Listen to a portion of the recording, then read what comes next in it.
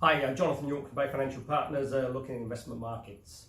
A little bit of a surprise yesterday from the Reserve Bank of New Zealand, cut the OCR down to 1.5% from 1.75.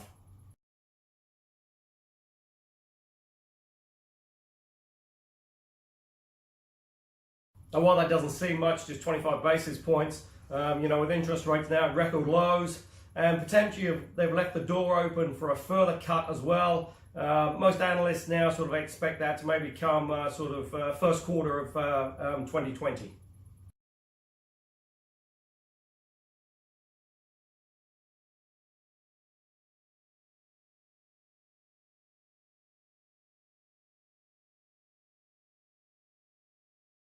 It really gives a bit of a sort of insight into the way the Reserve Bank's thinking. Clearly they think the economy is potentially slowing a little bit. Clearly there's no inflation threat out there, and really just trying to keep the economy pushing along and trying to encourage a little bit of growth out there, but also trying to get a little bit of inflation into the economy as well.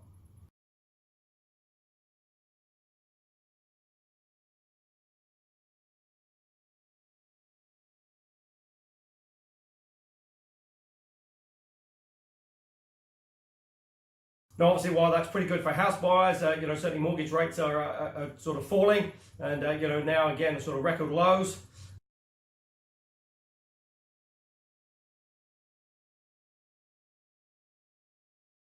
But obviously, on the flip side of that, for people placing money on deposits, rates falling as well, and the Reserve Governor maybe gave a little bit of an insight as well that potentially sort of investors may have to look at sort of other options for their funds.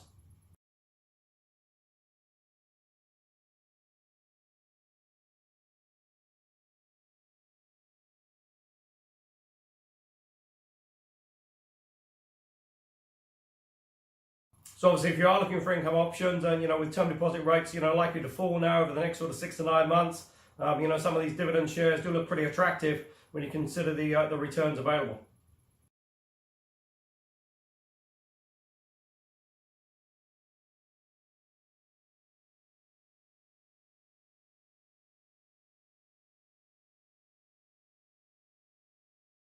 And if you're interested in discussing what options are available, say call us on 0800 867 323.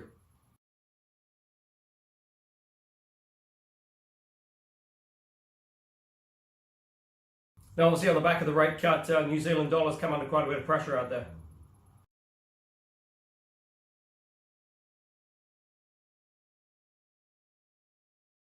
Also, as well as we head in now to the end of the KiwiSaver year, it's pretty important just to check those balances to make sure you made enough contributions to get that maximum tax credit.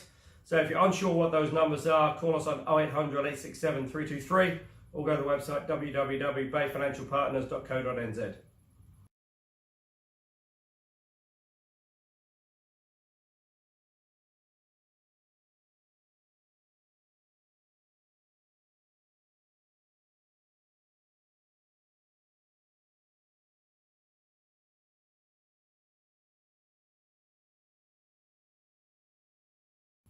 Now, there is a 6-year vector bond in the marketplace. That rate has yet to be set. Probably quite fortunate, really, obviously, with the rate cut yesterday. Just be interesting to see where that comes in now.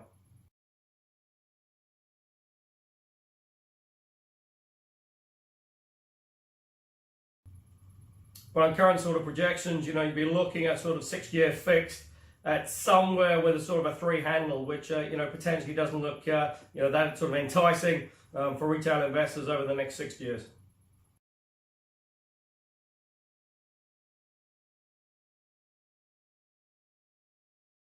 Aussie election under full swing now, and again, it's just going to be very interesting to see how that all sort of plays through.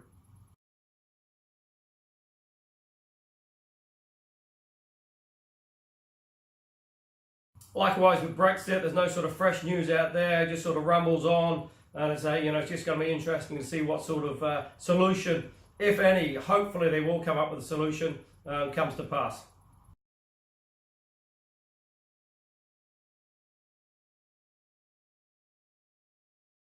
In the US, all eyes really seem to be on this sort of China trade deal.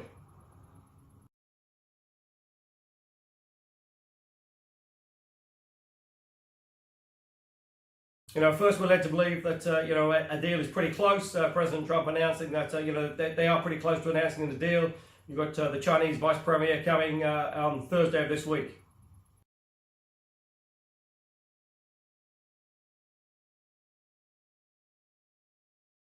He then comes out and tweets and says, talk's not progressing quick enough. If they're not sorted out by this Friday, I'm going to increase the tariffs from 10% to 25% on about $200 billion worth of deals.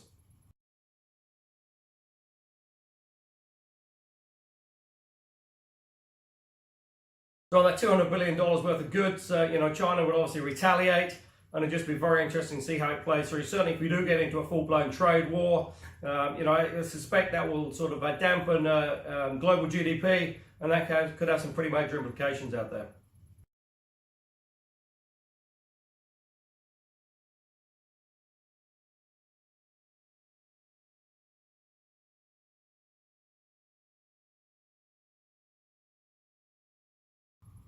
What's really staggering this morning is that Trump has now come out and blamed the Democrats for the China sort of dragging their heels on the trade talks.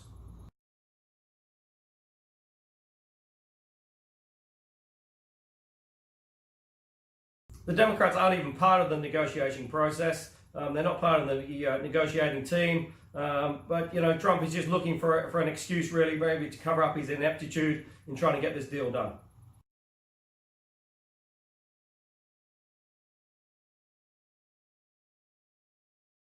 Because certainly both parties are playing hardball, and it's discussed here many times. It's just a question of coming up with a deal that sort of suits both parties, but also as well that they can sell to the public that they haven't given in to each other.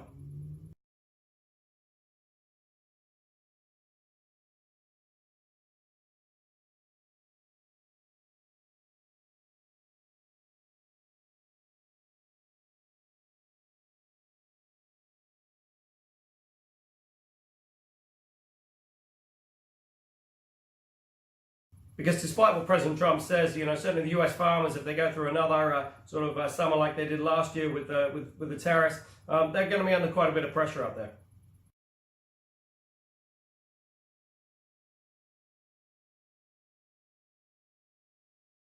Trump thinks he's sort of batting from a pretty strong position. You've got record low unemployment after the latest employment data. We also got a pretty robust economy as well.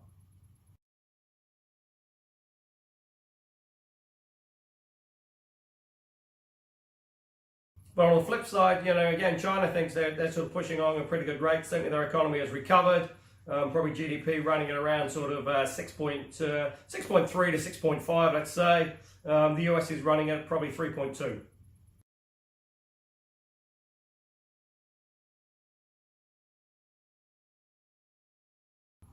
Then just to add another ingredient into the mix, you've got North Korea as well, which is has launched a couple of sort of devices. And again, just going to be interesting to see how that sort of plays through. Supposedly that was all sort of done and dusted. Trump had negotiated the sort of denuclearization, if you like, but that clearly doesn't appear to be the case at present.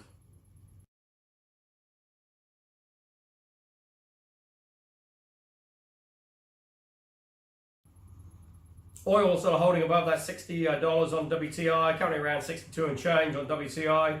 And again, sort of interesting to see how it sort of plays through. It's probably sort of stuck in that range, sort of 60 to 65.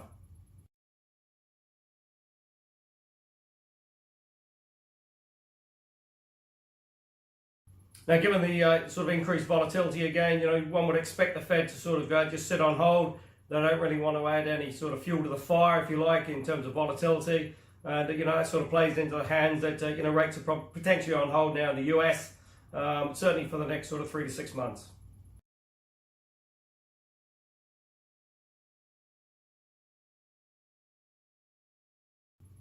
So just to summarise, if you're looking for income options here in New Zealand, call us on 0800 867 323, and also check those KiwiSaver balances as well, just to make sure you're going to maximise that tax credit.